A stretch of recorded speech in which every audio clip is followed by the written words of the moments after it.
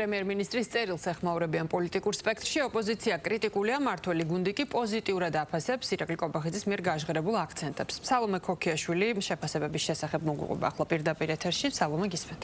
დიახ, პრემიერ-მინისტრის ღია წერილს, რომელიც მან 3 ევროპული ინსტიტუციის პირველ პირს გაუგზავნა, შეფასებები მოჰყვა როგორც მმართველ გუნდში, ისე ოპოზიციურ სპექტრშიც.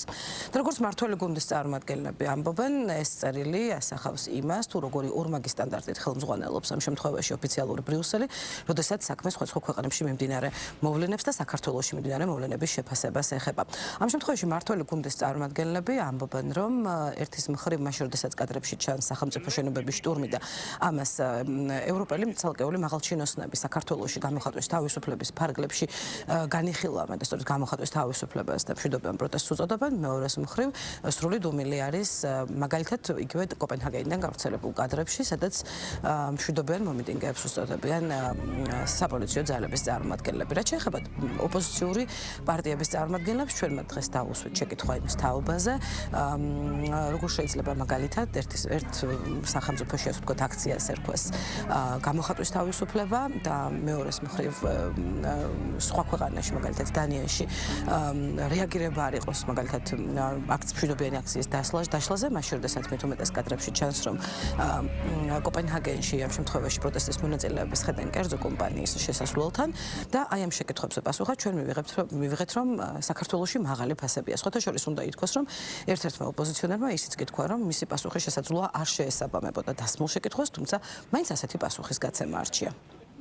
პარალელის გავლება კოპენჰაგენთან იმ დროს, როდესაც ყოველდღიურობა არის ტერორი და რეპრესია საქართველოში, არის ფარისევლობა და მეტი არაფერი და თქვენი მცდელობა, რომ ახლა კოპენჰაგენში ეძებოთ რაღაცა პრობლემები, არის აი ამოვარდნილი იმ რეალობიდან, რა რეალობაშიც ჩვენ ქვეყანას და ჩვენ ხალხს უწევს ცხოვრება. მე თქო გაგცემთ ახლა პასუხს, რომელზეც მეტყვით, რომ ეს არ მოიცავს იმ შინაარს, სადაც კითხვა დაგისვით, რამდენი ჰასტოხიც არ უნდა გაიყენოს ირაკლი კობახიძემ და რამდენჯერაც დანია არ უნდა ახსნოს ან ევროკავშირი. ეს ადამიანი არის ქვეყნის პრემიერი, რომელსაც ვერცხლის ფასი ვერ დაამარცხა. ეს არის საქართველოს მოქალაქეებისთვის თვალებში ნაცრის შეყრის კიდევ ერთი სამაგალითო ამბავი. ქვეყანაში არსებული პრობლემებიდან ყურადღების გადატანის ძალიან იაფფასიანი მცდელობა.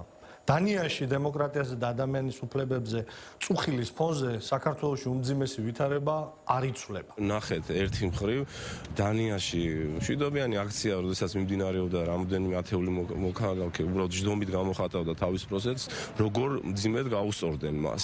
და ამას შედეგად არც არანაირი რეაქცია არ მოყოლია ევროპული სტრუქტურების მხრიდან, მაშინ როდესაც საქართველოში საუბრობენ იმაზე, რომ თითქოს დემოკრატიული უკუსვა გვაქვს და მაშინ როდესაც საქართველოში ბოლო 4 წლის განმავლობაში ჩვენ მქონდა 5-ჯერ ხელისუფლების ძალისმიერი დამხობის მცდელობა და ჩვენ ხედავდით იქ დემონსტრაციებს, საპროტესტო აქციებს, რომელსაც ძალადობრივი ხასიათი ჰქონდა.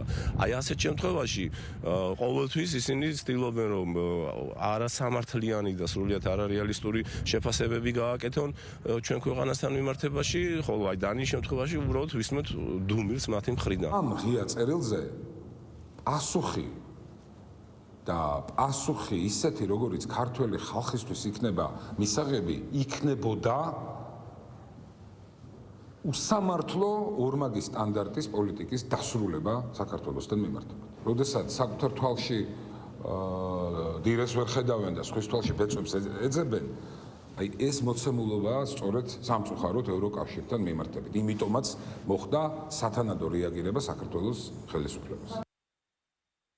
ასეთი არის განწყობები როგორც ოპოზიციის მმართველ გუნდში, აი რაც შეეხება პრემიერ-მინისტრის ღია წერილს, ამ წერილს ჯერჯერობით გამოხმაურება თავად ადრესატებისგან არ მოყოლია და როგორც თავად პრემიერ-მინისტრმა პრესკონფერენციაზეც თქვა, ის ნაკლებად ელის კონკრეტულ პასუხს, თუმცა მმართველ გუნდთან კონსულტაციების საფუძველზე მაინც მიიღო გადაწყვეტილება, რომ ევროპული სტრუქტურების პირველი პირებისთვის წერილით მიემართა და ეკითხა, რატომ შეიძლება მაგალითად ყოველთვის იყოს შეფასებები საქართველოზე, მაგრამ დუმილი როდესაც რაღაც სხვა ქვეყანაში ხდება.